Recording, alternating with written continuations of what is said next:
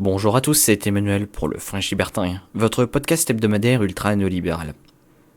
Dans son ouvrage Le mythe de l'électeur rationnel, Bryan Caplan expose 4 biais que l'on retrouve systématiquement chez les électeurs. En tant qu'économiste, il s'est particulièrement attardé sur les points où les économistes et le grand public, et par extension les hommes politiques, sont systématiquement en opposition. Ces biais sont le biais anti-marché, le biais anti-étranger, le biais pro-emploi et le biais pessimiste. Je vais vous faire découvrir ces 4 biais au travers d'une série de podcasts. Que vous soyez démocrate convaincu ou sceptique, il est important de combattre ces idées fausses qui nuisent au débat démocratique et poussent les politiques à prendre de mauvaises mesures sous les applaudissements de la population. Le biais pro-emploi se manifeste par la préférence des gens pour les politiques créatrices d'emplois et à l'inverse leur opposition à tout ce qui peut en détruire, peu importe leur efficacité économique. Pour bien comprendre, imaginez qu'à l'aube de la révolution industrielle, des syndicats se soient formés pour faire interdire toute machine agricole. Il faut avoir à l'esprit qu'à l'époque, la quasi-totalité de la population travaillait dans les champs.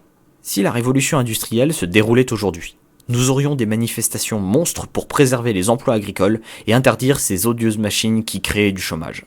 Avec le recul, cela semble stupide, n'est-ce pas ? Eh bien, allez l'expliquer aux salariés PSA de Aulnay. Les grandes révolutions techniques se sont toutes traduites par des pertes d'emplois. La machine à vapeur a remplacé les ouvriers, puis l'électricité a mis les fabricants de chandelles au chômage. Les voitures nous ont débarrassé des carrioles, et aujourd'hui des robots de plus en plus intelligents réalisent des travaux qui sont physiquement impossibles pour les ouvriers. Personne n'irait dire qu'il aurait fallu interdire les voitures ou les lampes électriques. De même, personne n'irait dire qu'il aurait fallu nationaliser la fabrication de lampes à huile pour protéger un fleuron de l'industrie française. La recette d'une croissance économique durable n'est pas secrète. Il s'agit de produire plus de richesses avec moins de ressources. De façon provocante, j'ai envie de dire qu'une nation qui s'enrichit est une nation qui licencie, afin de produire plus avec moins. Or, parce que nous vivons encore dans le schéma de l'emploi à vie, nous développons une peur du changement et une peur du progrès technique, à tel point que des manifestations contre les nouveaux acteurs du numérique se multiplient aux États-Unis, et plus particulièrement à San Francisco. Ce qui n'est pas compris par la population, c'est qu'un salarié qui perd son emploi devient du coup disponible pour une activité plus productive. Et j'irai même plus loin, si un employé n'est plus productif pour une entreprise, le maintenir coûte que coûte n'est pas dans son intérêt particulier, ni dans l'intérêt général.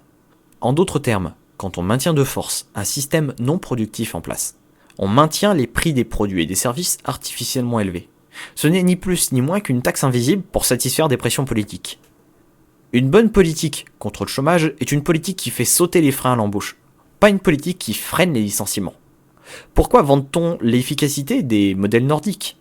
Parce qu'ils ont un marché du travail qui est très flexible, et c'est pour cela que les syndicats français ne veulent pas en entendre parler. Mais, en contrepartie, ils ont un système de formation professionnelle continu tout au long de la carrière de chacun. Ces pays ont compris que l'emploi à vie est une chose du passé, et que la flexibilité n'est pas un gros mot, mais un atout, si les salariés sont qualifiés. Comme pour le biais anti-étranger, il est facile de confronter le biais pro-emploi, en appliquant la logique à nos actions de tous les jours. Imaginez que vous viviez sans aspirateur, et qu'un jour un ami vous entrefreint, en vous disant « Tiens, tu perdras moins de temps à balayer ».